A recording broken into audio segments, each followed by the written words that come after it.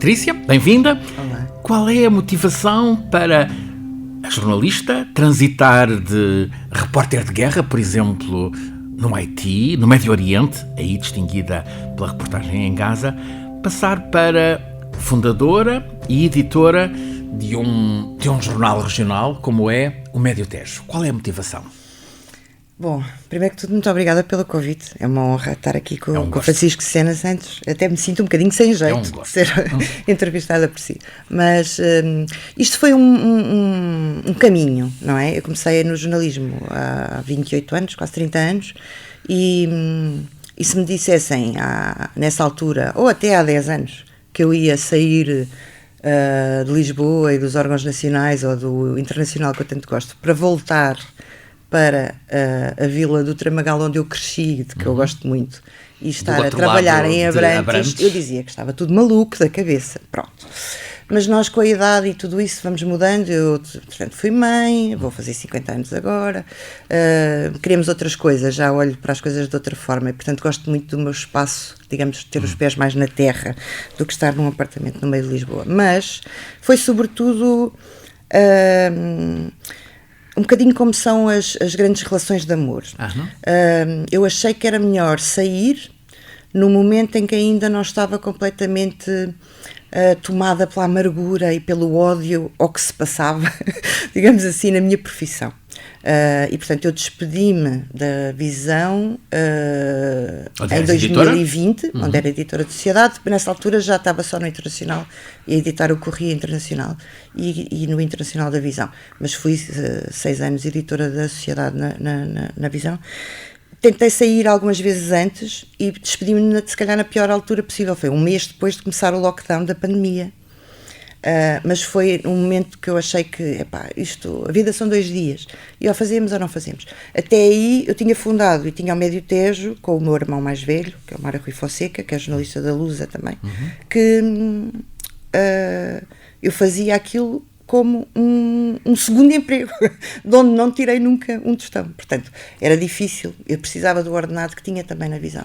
Mas o tipo de trabalho que eu comecei a fazer, se calhar nos meus últimos 10 anos de profissão, não me satisfazia, não me preenchia e deixava-me extremamente angustiada. E, portanto, foi um bocadinho isso. Eu não troquei Gaza por Abrantes. Eu, se pudesse ir para Gaza agora, ia. Aliás, eu adorava estar em Israel neste momento, que está tudo a acontecer. É um momento extraordinário. Não há nenhum sítio em Portugal neste momento que me pagasse para eu ir lá 1 ou 2 semanas fazer uma reportagem. E, portanto, estar aqui ao computador a escrever coisas de takes não me interessa muito. Vamos já conversar sobre essas experiências. Convidada nesta edição do Ciência Com, podcast da Escola Superior de Comunicação Social, Patrícia Fonseca. Jornalista vai para 30 anos, desde 95, longo percurso como repórter, enviada especial a tantos lugares de crise, Bósnia, Haiti, o Médio Oriente, alguns dos exemplos. Foi editora, já o ouvimos, da revista Visão, também da edição portuguesa da Correio Internacional, dirigente do Clube de Jornalistas. Antes de mergulharmos na experiência do jornalismo regional, Patrícia, as marcas da reportagem de guerra. Estamos numa escola, tantos estudantes de jornalismo têm essa ambição, às vezes ilusão, fazer reportagem de guerra. É exaltante contar combates pela liberdade, claro, mas é duro estar no terreno. Sofre-se no terreno. Sim, claro. Eu costumo dizer que não há bons jornalistas que voltem desses sítios sem muitas cicatrizes no coração, digamos. Não podem ser máquinas. Claro. Eu, aliás, achei sempre no início que não ia conseguir fazer, se calhar, esse tipo de trabalhos, porque sou uma pessoa muito emotiva, muito emocional. Eu choro a ver filmes da Disney com os meus filhos, portanto, mais do que eles, muitas vezes, no Toy Story, por exemplo, Charba Berranho. Mas nestes locais, surpreendentemente, e a primeira vez que me aconteceu estar num sítio complicado não foi guerra, mas foi uma grande catástrofe nos Açores, Ribeira Quente, houve um deslizamento de terras. Isto foi em 97, 98, eu era jornalista há pouco tempo, e a Visão, e depois fui para lá. E aí percebi, porque tive dias seguidos a ver desenterrar corpos e crianças e tudo isso, percebi que conseguia fazer aquilo sem quebrar, ou seja, sem estar a chorar, babo e ranho, enquanto se está a trabalhar. Portanto, conseguia ter o meu papel de trabalho e depois Se estás sozinha é diferente, não é? A parte da guerra, pronto, estava a responder de outra forma, para ser mais breve, então, não foi uma coisa que eu procurasse, foi algo que aconteceu também muito levado pelo Cáceres Monteiro, que foi meu diretor e que eu... Grande repórter, grande jornalista, Cáceres Monteiro. A quem devo muito e, pronto, faz-nos muita falta. Claro. Morreu em 2006. O Cáceres fez durante muito tempo muita reportagem. Sim. E houve ali uma altura, exatamente nessa viragem do ano 2000, que ele achou que tinha que arrumar um bocadinho as botas. E ele é que tinha feito sempre Médio Oriente. Sim. E desafiou-me: queres ir tu a Jerusalém? Porque estava na altura a acontecer, estão sempre a acontecer coisas. E disse: não sei se sou capaz e tal. Pronto. Mas foi ele, no fundo, que me lançou e apostou em mim. Eu agradeço muito isso e ensinou-me muita coisa e passou-me contactos que tinha e etc. Foste primeiro para Jerusalém? Fui primeiro para... Bem, vamos para, Tel Aviv. Sim, Tel Aviv, claro, depois Jerusalém. E depois, fui a primeira vez só a Cisjordânia. Nessa altura não consegui passar para Gaza. Belém e Nazaré, sempre que eu estive lá, já não sei, 7, 8 vezes talvez, nunca consegui passar, foram sempre momentos em que eles fechavam, porque estava tudo muito agitado e havia não conseguia. Houve uma altura que eu sei que abriu, foi uma vez que estive com a Alexandra Lucas Coelho também, estávamos as duas no mesmo hotel, grande com um hotel, adoro, que aliás, também, fantástica. Que aliás escolheu mesmo trocar a redação do Público em Lisboa para viver durante 6 meses em Jerusalém. Uma experiência fantástica. E é mais uma claro. Que é muita, porque eu tenho uma pena imensa, lá está, por exemplo, não estar a escrever nos jornais, como o Paulo Moura, que é jornalista, professor nesta escola, porque realmente não há espaço para estes grandes repórteres. E isso é uma pena, é uma coisa que me entristece. Nós, leitores de jornais, perdemos muito. Muito. Felizmente a Alexandra escreve livros, mas não é a mesma coisa. Pois não. Não é? Falta-nos a reportagem. E a crónica também. E nessa altura, eu sei que houve uma vez que estava aberto porque ela conseguiu ir e depois disse-me que tinha apanhado o autocarro e tinha ido quando nos encontramos, mas eu tinha coisas marcadas ali e não fui. Mas as outras esteve sempre fechado. Portanto, foi por aí que começou. E depois... Aquilo já agora, a tua perspectiva, aquilo é um lugar do mundo onde o mundo não funciona. É inexplicável o que ali acontece. É muito complicado. Aquilo realmente, havia quem dissesse que Jerusalém era o centro do mundo. Sim, e eu acho que continua a ser, se bem que um bocadinho apagado do que é o nosso dia-a-dia. É difícil manter na atualidade um conflito com 70 anos, não é? As pessoas desinteressam-se, as pessoas ficam habituadas, demasiado habituadas. Houve um atentado, morreram 30 pessoas, foi na faixa de Gaza. Ok, não é? Se fosse noutro sítio qualquer, as pessoas paravam ali, já não... E isso é muito difícil, mas é exaltante o que está a acontecer agora em Israel, falaste disso no princípio. Fantástico. O levantamento das pessoas. Foi uma grande lição de democracia do povo israelita, e vamos ver o que é que vai dar, mas de facto há uma mudança muito grande em Israel e que está na mão da direita e dos ultranacionalistas de direita, que é muito diferente do que foi a fundação de Israel, que até era mais ligada à esquerda, a Golda Meir, ou os kibbutz, os famosos kibbutz em que viviam em comunidade e que todos eram iguais. Isso mudou muito, curiosamente, também com a vinda, depois da queda do Muro de Berlim e de Leste, com a vinda com a ida do chamado Aliá, não é? Foi primeiro 1 milhão, depois acho que chegaram a 2 milhões de judeus do leste europeu, não é?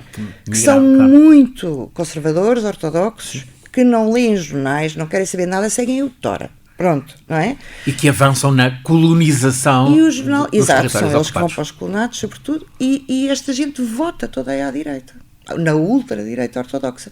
E isso mudou o cenário completamente, não é? Portanto, pessoas como o Netanyahu, que já eram de direita, ao pé deles são quase, digamos, do centro, o que é uma coisa muito estranha. Os trabalhistas desapareceram, tudo isso.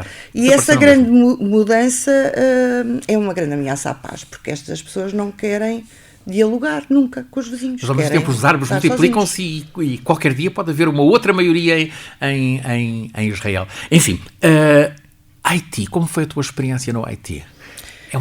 Imagino como seja doloroso. O Haiti foi, de facto, a maior guerra em que eu estive, apesar de não ser uma guerra, ter sido uma catástrofe. Porque...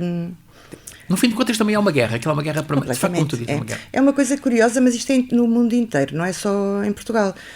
Se reparares, e eu fui conhecendo muitas pessoas, muitos camaradas de outros países, nestes locais, são quase sempre pessoas que fazem reportagem de guerra, digamos, que depois também são enviados para estes cenários de terremotos, inundações graves, o que for, porque de facto é um bocadinho difícil, se calhar, para algumas pessoas lidarem com muitas coisas que se vêem. Obviamente a morte é sempre uma delas, mas não é só a morte. É óbvio que quando um sítio onde há quase 300 mil mortos é uma coisa terrível, é uma magnitude que nós nem conseguimos imaginar. E vimos muitas pessoas mortas, mas a questão dos vivos que não tinham ajuda, com pernas, braços partidos, crianças sem comida, sem água, com o calor, isto é aos milhares, não há luz, não há nada, é um caos, é uma distopia, como nós vemos, se calhar, nas séries, e as pessoas gostam de ver, o Last of Us e outras coisas. Aquilo era uma distopia, é muito difícil estar ali. Eu fui com o Paulo Moura, o Paulo Moura na altura escreveu para o Público, e nós dividimos tudo. Eu desafiei-o se ele queria ir comigo, porque era uma viagem cara, e para eu convencer a Visão a deixar-me ir, fazia os orçamentos todos, como é que era, para onde é que vamos, não é? A Alexandra Lucas Coelho era perita nisso no Público também, para ser o mais barato possível e podermos ir. Os alunos aqui estarão a perguntar, e quanto é que custa uma viagem, uma operação dessas? O que é que nos tens vontade de dizer sobre o custo de uma reportagem assim? Sim, eu nessa altura, o custo total que eu tinha, e depois dependia se ia conseguir ficar mais tempo ou menos tempo, foram 5 mil euros, já com os aviões incluídos e com um fixer que contratámos para nos ir buscar à República Dominicana. Sim, claro. E que nos levou por terra para Port-au-Prince. O fixer é uma espécie de guia. Um guia, exatamente, claro. Um guia local. E, portanto, isso foi muito caro. Isso foi o preço eram $600, era o preço de uma viagem de avião de Lisboa para lá. Em alguns casos é bastante mais caro. Exato. Mas era a única maneira de lá chegarmos, claro. Portanto, e depois não sabíamos se íamos ter sítio para dormir, se íamos ter comida, etc. Portanto, também não havia muito onde gastar dinheiro. O dinheiro que nós precisávamos era para pagar a pessoas que nos ajudassem a circular ali, falar crioulo, etc. Nós, a primeira vez que conseguimos alugar um carro para ir ao sítio que era o epicentro do terremoto, que era Leganés, e que é o berço do voodoo no Haiti. Sim. Aquilo era que é nos arredores de... É mais longe, é cerca de... Agora não quero dizer, mas que é cerca de 80 km de Port-au-Prince. Da capital, e portanto tínhamos que alguém que nos levasse lá. Conseguimos um senhor que tinha uma carrinha. O grande problema depois era ter combustível, e por isso é preciso ter dinheiro. Ele conseguiu ir comprar combustível de um sítio onde estava super racionado, e eu lembro que pagámos $150 por um galão, que é são 4 litros, não é? Um jerrycan com pouquíssimos litros. Isso custa dinheiro, pagar a eles $200, $300 por dia. É para isso que nós muitas vezes precisamos do dinheiro. E temos que levar dinheiro no bolso, porque não há multibanco, não há nada disso. Não é? Mas vi logo nos primeiros 2 dias, eu e o Paulo vimos alguns colegas nossos de outros países, nomeadamente americanos, a serem retirados de ambulância aérea. Mudemos de mundo, troquemos o Haiti, Gaza, Cisjordânia, Jerusalém, por um lugar a meio do Tejo, Médio Tejo, assim que se chama a região, Tramagal, Abrantes do outro lado, a antiga central do Pego, a Carvão, Almorol está ali pertinho. Apareceu o Médio Tejo. O que é o Médio Tejo, Patrícia? Então, É uma publicação? O Médio Tejo é um jornal. Um jornal? Digital, só, regional e diário. Pronto, é um jornal que funciona... Com redação central, vamos chamar-lhe assim, em Abrantes. Sim, tem a sede em Abrantes e tem uma redação central em Abrantes, onde nós, os jornalistas que fazem o jornal, se reúnem regularmente, mas onde não estão todos os dias. Porque a região é muito grande, são 13 municípios, que vai desde Orém, Fátima, Tomar, Torres Novas, até Sertã, Vila de Rei, que agora... Na nova reorganização vão passar para outra comunidade intermunicipal, que vai ser a Beira Baixa, mas pronto, eram até agora do Médio Tejo. Portanto, e que apanha ali depois Entroncamento, Barquinha, Constância, Abrantes, Mação, Sardual, é muito grande. E, portanto, não fazia sentido... Abrantes tem uma tradição na rádio, antes de aparecerem as primeiras rádios privadas, Antena Livre, o António Colasso, por exemplo, era um... Sim. O António Colasso, que está em Mação, ali perto também, e que continua a fazer coisas extraordinárias. Sim, houve essa tradição... Rita Colasso. Exatamente, a Rita Colasso na Antena 1, maravilhosa. E a Rádio Antena Livre continua a existir, e o do mesmo grupo é o Jornal de Abrantes, que é um jornal centenário. São das poucas coisas que ainda se vão mantendo. Então, e o Médio Tejo, como é? Pronto, o Médio Tejo, a ideia foi, havendo esta organização administrativa, de que as pessoas quase não sabem ainda hoje, mas na altura então, em 2015, quando nasceu o jornal, quando nós fundámos o jornal, eu e o meu irmão, era um bocadinho, ninguém sabe o que é o Médio Tejo. E esta comunidade de interesse municipal é naquele fórum que se decidem as coisas mais importantes da vida das pessoas. Tudo o que é a nível de saúde, as pessoas tinham uma ideia que há o centro hospitalar do Médio Tejo, mas o que é isso do Médio Tejo? A educação, os transportes, tudo isso, tudo o que é fundos europeus é por ali, é pela comunidade intermunicipal. E há reuniões mensais de todos os autarcas e as decisões são tomadas e as pessoas não sabiam nada daquilo. E, portanto, era uma tentativa de tentar descodificar isto e falar às pessoas de como era a região. E foi também pela minha experiência internacional que houve um momento, eu já contei isto, que tive assim um bocadinho uma epifania, estava a falar com uns amigos e foi...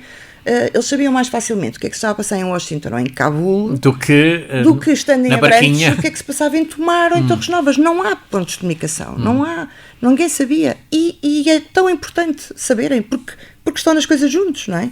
E então foi essa ideia de tentar fazer um jornal que abrangesse tudo. Portanto, nós fazemos notícias às vezes que são só de um concelho, mas a ideia é ter também este chapéu e por vezes fazer comparações, sei lá, desemprego na região. Qual é o concelho que tem mais desemprego? Qual é o concelho que perdeu mais população agora no censo? Este chapéu ninguém o fazia, aliás, ninguém o continua a fazer. Há notícias, isto é, há pesquisa, há reportagem, há investigação. Sim. Se eu pudesse só fazia isso, mas não podemos, temos que também dar as coisas do dia a dia. Mas, como é que se organiza o Médio Tejo Jornal? Quantas pessoas? Pois, na verdade eu já fiz essa matemática para funcionar como nós gostaríamos, nos mínimos, eu precisava pelo menos de 22 pessoas. Neste momento somos 7. Sendo simpática. E temos alguns colaboradores que fazem algumas coisas só mais no desporto ou na fotografia, que não estão todos os dias. É muito difícil. Mas basicamente, como é que se organiza? O grande segredo também por trás desta organização é o meu irmão, o Mário Rui Fonseca. É uma máquina... para nós, eu sou diretor, ele é o diretor executivo, que é a maneira de dizer, ele é que no dia a dia distribui jogo, ele é ótimo nessas coisas todas, que eu sou pior. A reunião de câmara, ou quem é que se tem que entrevistar, onde é que se vai. Eu faço mais as coisas de investigação, reportagem por cima, a parte editorial, o esquema de tudo isso e a parte que tenho que fazer também, e cada vez mais de ir tentar procurar fundos europeus, outras coisas que nos ajudem a sustentar isso. Aí colocas-nos numa questão que é a sustentabilidade. Como é que um jornal regional online é sustentável? Essa é uma grande dificuldade mesmo para todos, mas que, quer dizer, ainda nem o New York Times descobriu como é que se faz. No caso do New York Times, o podcast foi, quem diria, um jornal em papel... E as palavras cruzadas. E as palavras cruzadas, sim. Há muita gente que assina. Sim, é verdade. Eles tinham uma campanha que eu achei... fiquei até chocada. Mas pronto, era assim, era verdade. Era assinem as palavras cruzadas e nós oferecemos o jornal. E vocês? Claro. Nós, é muito difícil em Portugal, como sabes, ter pessoas a pagarem o online. E se tiverem aquilo aberto nunca vão pagar, é muito difícil. Claro. Nós temos alguns leitores que nós chamamos de beneméritos e que agora temos uma comunidade de leitores que contribuem de forma desinteressada, digamos assim, para nos ajudar, mas são muito poucos. É um pouco o modelo do Guardian. Exatamente, são muito poucos. E contra mim falo, eu leio o Guardian muito poucos, todos os dias. Dezenas? Não chegam a 100. Não. E nós temos uma média de 30 mil leitores por dia, ou andamos 30 mil leitores, é notável. É bom, é muito bom para um jornal desta dimensão, não é? Põe a comunidade a falar com a comunidade. Exatamente, e nós fizemos ali coisas que nunca tinham sido feitas e que para mim são muito importantes, estão à parte só da parte da sustentabilidade, mas rápida, que foi para mim muito importante. Lá está, naquilo que eu entendo que deve ser o jornalismo. Nós fizemos, já por 2 vezes, os primeiros debates entre todos os candidatos às eleições autárquicas de todos os partidos, em todos os concelhos. Houve sítios em que nós, no início, íamos a reuniões de Câmara onde não tinha estado nunca um jornalista desde o 25 de Abril. Portanto, há ali um deserto de notícias, de facto, que só nós é que fomos descobrir. E acho que houve muita gente que reconheceu também a importância do que nós fazíamos com estes debates, que fizemos também com o apoio do Instituto Politécnico de Tomar e a Escola Superior de Comunicação Social em Abrantes, transmitida em direto em vídeo, no YouTube, etc. E com tudo isso. E é uma forma, lá está, nós não ganhamos dinheiro a fazer isso, mas é um serviço que estamos a prestar à comunidade. Precisamente, como é o uso dos diferentes meios de comunicação, para lá do jornalismo de imprensa, o áudio, o vídeo, são cultivados também pelo Médio Tejo. Sim, isso é a coisa maravilhosa do online que eu fui aprendendo nos últimos 10, 15 anos e que não conseguimos nunca fazer em pleno, porque é preciso também ter muitos recursos e pessoas para os fazer, mas é esta capacidade de poder olhar para um assunto e perceber como é que isto se conta melhor. É no áudio, é em texto, é em fotografia, é misturar isto tudo, e isso é fantástico. Todas as pessoas da tua redação trabalham todos multimédia. Fomos fazendo formação também, mas toda a gente faz vídeo, fotografia, podcast, áudio, e escreve. Claro que a maioria das coisas que nós fazemos é escrito, e claro que a maioria das coisas que têm que ser rápidas, por mais que eu não goste e diga sempre, vamos tentar fugir disto, que é fotografia, texto, como nós temos num jornal, é uma foto e texto, texto e foto. Já estamos quase em todas as peças que fazemos sempre a pôr áudio também. Mas vamos sempre mudando um bocadinho e tentamos organizar sempre a redação, e vamos ter reuniões semanais e mensais de planeamento para que pelo menos um dos jornalistas tenha sempre um bocadinho uma liberdade maior do que a agenda do dia-a-dia, que é uma máquina trituradora, para fazer um trabalho que seja diferenciador de reportagem ou de investigação, que geralmente depois são as nossas... Sabes quem são os vossos, vamos chamar-lhes, utilizadores? Quem são... Os leitores, são leitores. Sim? Quem são os leitores do... eu não gosto dos utilizadores, também consumidores, etc. São leitores, e é engraçado que a maioria dos nossos leitores está em Lisboa.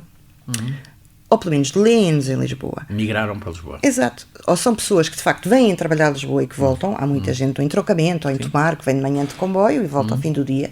Ou são pessoas que estão a estudar em Lisboa e que continuam a ir lá ao fim de semana, etc. Ou que têm lá os pais, ou que têm lá uma casa, mas que querem saber. E às vezes as coisas mais impressionantes. Ou nós temos, por exemplo, também somos os únicos que dão o desporto do Distrito de Santarém todo. Por exemplo, a nível do futebol. É uma coisa extraordinária. Ao domingo, nós somos os únicos que quiseres saber como é que ficou. Provavelmente não te interessa nada. Como é que ficaram os Dragões de Alferraredo com o União de Tomar? Tens que ir ao Médio Tejo. União de Tomar, que já foi da primeira divisão. Exatamente. Acho que jogou lá o Eusébio até. Ouvi falar disso, mas eu por acaso não sei se isso é mesmo verdade. Em fim de carreira, sim. Exato. Portanto, é muito interessante haver... São pessoas, provavelmente, imagina, estudantes universitários que estejam aqui e que querem saber o desporto da sua terra, porque até jogaram lá, se calhar, em miúdos, ou etc. É engraçado. E temos também alguns imigrantes. França, Angola, Canadá, Estados Unidos. O jornalismo regional pode ser um horizonte para o futuro do jornalismo? Eu acho que é completamente o horizonte. Aliás, aquilo que eu acho é ou regional, local, e quanto mais nicho melhor, porque esta estrutura que eu estou a fazer é muito complicada, é preciso ter meios de dinheiro, é muito larga, é muito grande, são realidades muito diferentes. A Sertã não tem nada a ver com Tomar, não é? A Abrantes não tem nada a ver com, sei lá, a Barquinha, que é ali a 20 km. É mesmo muito diferente, é interessante. E o local ou o nicho, que é outro local, que é a especialização para o cinema, ou para o ambiente, eu acho que é o futuro. E isso é bom porque se podem fazer coisas, se calhar, mais direcionadas, mais pequeninas, com pessoas mais independentes. Conheces outras experiências regionais que te pareçam sedutoras? Estou pensando no Sul Informação. O Sul Informação é um grande exemplo, sim.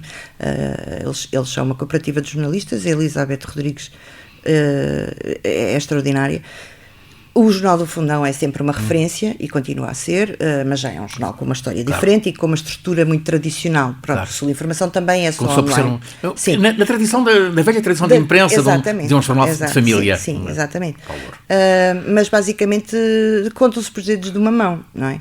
Mas eu creio que fora do que é o considerado regional, eu acho que o futuro pode ser à volta de muitas coisas como a Divergente, o Fumaça ou outros projetos deste género que que vão sempre depender também muito ou de fundos públicos ou privados de fundações ou dos leitores, da contribuição dos leitores. Há na Europa uma tradição, mas em países grandes, em França o jornalismo regional é poderosíssimo. Eu, aliás, foi France é o jornal mais vendido em França. Eu tive a sorte de conseguir uma bolsa, eu depois ando-me sempre a candidatar a coisas, e tive 3 apoios muito importantes via Google News. Um deles com a Associação Mundial de Editores de Jornais, a UNIFRA.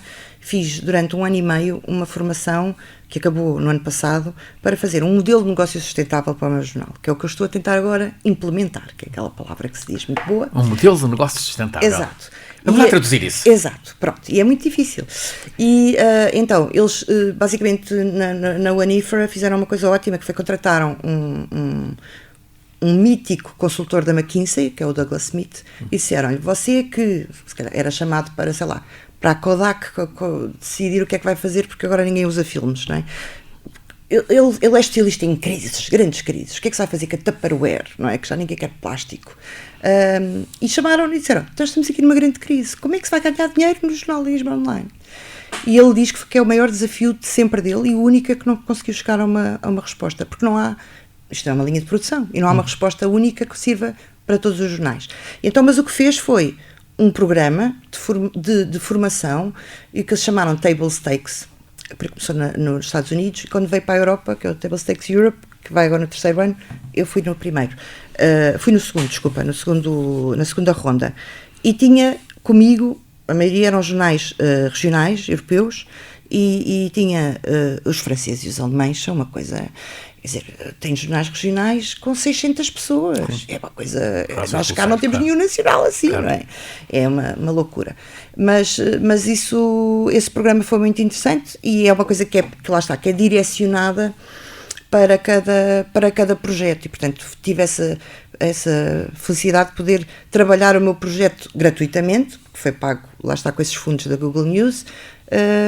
E tinha uma coach, uma professora de Oxford, Alexandra Bordak, que todas as semanas reunia comigo, aquela coisa alemã de o que é que fizemos, o que é que evoluíste, o que é que mudou. É o mesmo trabalho a sério. Eu costumo dizer que aquele 1 ano e meio para mim foi como fazer 2 doutoramentos. E depois achei que precisava de melhorar a gestão e fui fazer um curso breve de 4 meses, mas na nova School Business of Economics, nessa parte. No Médio Tejo fazem reuniões de avaliação, conferência? Não há condição. Fazemos informalmente, mas quase... Conversam à mesa, se calhar. Todos os dias, nós temos a brincadeira sempre entre nós temos que ir aos caracóis e às cervejas, que não há todo o ano, não é? Mas nós neste momento estamos em dívida para ir de umas boas grades de cervejas e de caracóis. Costumamos brincar que não temos conseguido ter tanto tempo assim mais, mas nas reuniões que fazemos de planeamento vamos sempre dando esse feedback. E há uma coisa que eu faço questão de fazer e nós fazemos muito entre nós, que é quando alguém consegue uma grande coisa, todos dizemos: epá, muito bem, parabéns, está muito fixe, porreiro, não é? E os colegas entre si também, que eu acho que é importante também puxarmos uns pelos outros e perceber que alguém está a ver que eu fiz aqui um esforço diferente, não é? Tenho uma equipa extraordinária, são pessoas que dão a camisola completamente e trabalham muito mais horas do que deviam e é muito difícil. Patrícia, o teu percurso tem quase tudo no jornalismo. Tem a reportagem, tem a edição, tem a reportagem pelo mundo, a reportagem de guerra, a reportagem em situações de drama, tem a edição de revistas, de uma revista, de um jornal, agora o Médio Tejo. Tantos alunos estão agora à beira de terminar a licenciatura em jornalismo, o mestrado. Que recomendações é que deixas para quem agora está a dar o salto para dentro do ofício de jornalista? Depende muito de tudo aquilo que as pessoas querem fazer, mas eu acho que há um programa agora que não sei quando é que acaba, mas que surgiu há 2 anos, com o qual eu já tive fiz 2 estágios profissionais com mestrado, 9 meses. Há esse programa que ainda está em vigor e que eu agora vou fazer mais 2 da UBI e um da Universidade Nova, que são muito atrativos para as empresas, ao contrário do que eram os estágios profissionais antigamente ou as contratações de pessoas desempregadas, que nós tínhamos se calhar 10 ou 20% do ordenado pago. Aqui é ao contrário, nós só vamos pagar perto de 10% desse ordenado. Portanto, se conseguirem fazer um estágio profissional com esses estágios que se chamam ativar, acho que é muito bom, porque tem 9 meses de estabilidade numa redação com um ordenado bom, tabulado, apesar de tudo, é bastante acima do ordenado mínimo. Um licenciado, a tabela agora acho que são 980 euros líquidos, mais subsídios de alimentação, etc. Não é espetacular, mas é melhor do que muita coisa que se encontra por aí. E é uma porta de entrada estável para poder estar num sítio. Se gostarem e se puderem fazer na região onde cresceram, onde tinham família ou outra coisa, eu acho que há mais possibilidades de crescer aí do que se calhar se forem estagiar num jornal nacional ou numa rádio nacional. Mas lá está, é legítimo que as pessoas tenham essas ambições. Eu, por exemplo, um dos primeiros estagiários que tivemos assim foi o Rafael Ascensão, ótimo, que fez o mestrado na Universidade Nova de Lisboa. Ele é natural da Barquinha. E começou a trabalhar connosco como um estágio no verão, de cultura, etc. E depois pediu-nos para fazer o estágio profissional e nós gostávamos muito dele e fizemos. Ele acabou o estágio profissional, metemos-lo no quadro, porque ele era ótimo. Passado um ano, que foi agora há 2 ou 3 meses, chorámos baba e ranho, pronto. Ele veio dizer, opa, custa-me imenso, mas fui convidado para ir para o Eco, aqui em Lisboa. Foi roubado. E pronto, além de lhe pagarem muito mais, a namorada dele está cá, ele também quer fazer outra vida e tal. Claro, força. Mas, portanto, isto depois depende das pessoas. Mas eu acho que há lugar para crescer mais no local e no regional. Porque é onde todos os dias morrem jornais e rádios e não há... E as pessoas querem saber o que se passa. Patrícia Fonseca, fundadora, atualmente diretora e editora da Mediotejos.net, convidada nesta edição do podcast Ciência Com. Foi um gosto.